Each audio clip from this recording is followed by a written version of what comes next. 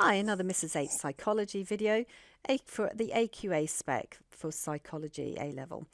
This is for paper 3, it's the gender topic, and I'm going through each of them in order. I'm just literally going through the specification. I'm going to label them logically, and so we're on part 1, which is sex and gender and sex role stereotypes. So let's have a look at the definitions and what we need. So defining sex in relation to the gender topic.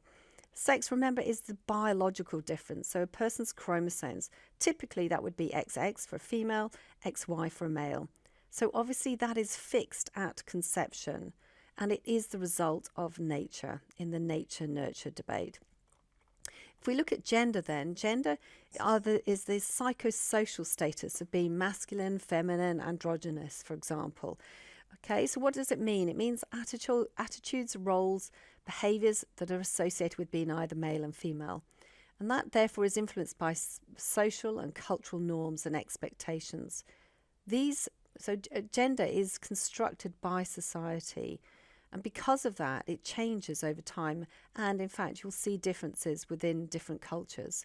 So gender is acquired, it's shaped from birth, and it's the result of nurture in the nature-nurture debate.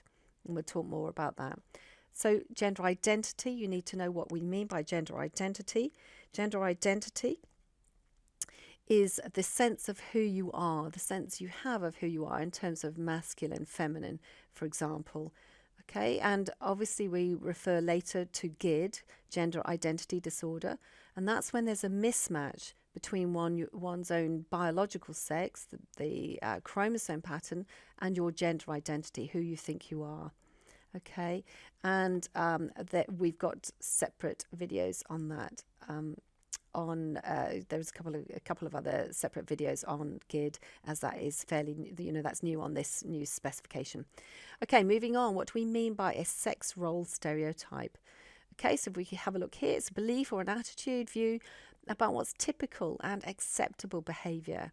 So traditionally, in the old days, a male was meant to be the father, the breadwinner, and males were meant to be less emotional or seen to be less emotional, whereas females were seen as the nurturers and they were seen as more emotional, for example. Okay, because these are not fixed, they obviously change, and that indeed we can see already that they have changed over time, and they will be different per culture.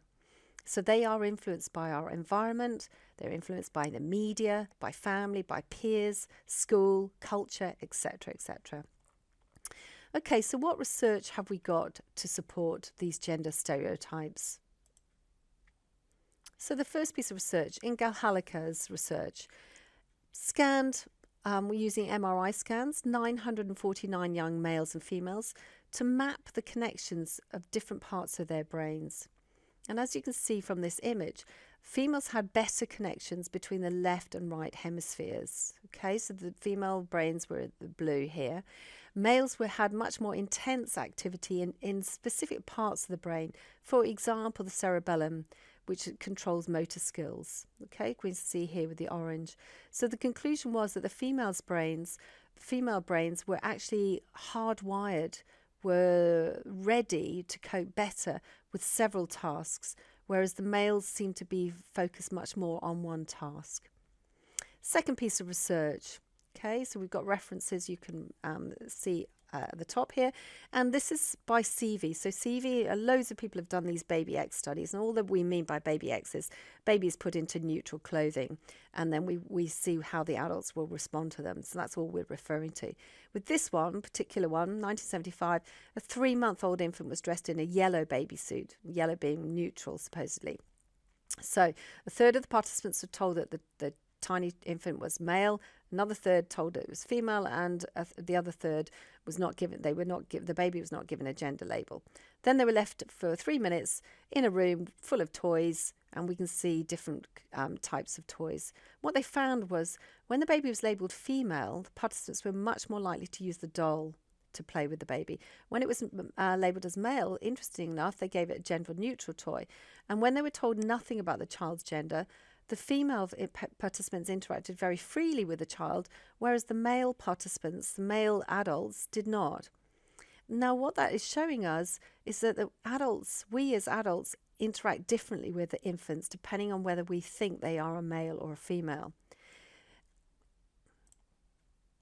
And people often ask me about the nature-nurture debate in gender and whether we are the result of our upbringing or whether it is a biological thing, the way we behave. And people will often say to me, but I brought up my child very gender neutrally. I didn't give it X toy or Y toy. But the thing is that we have to remember that we are not the only people that these children interact with.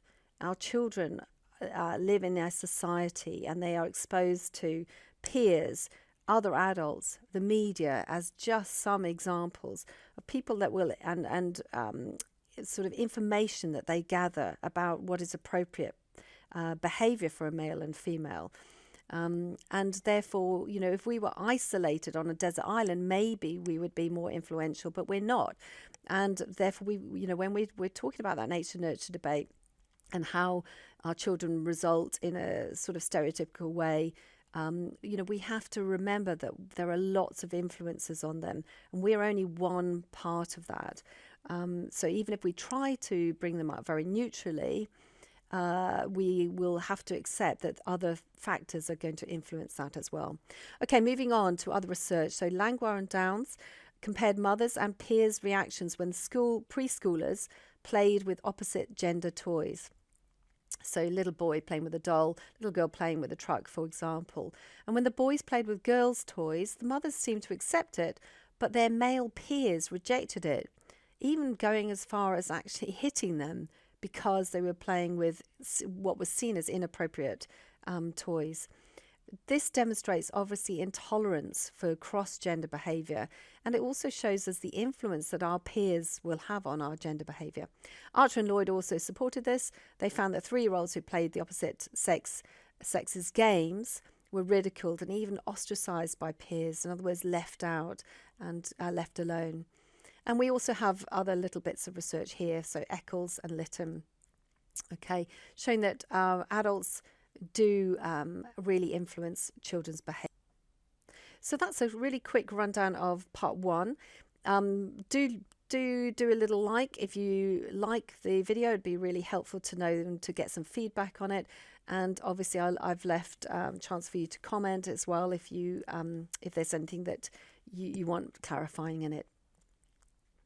And then look at part 2 for next bit.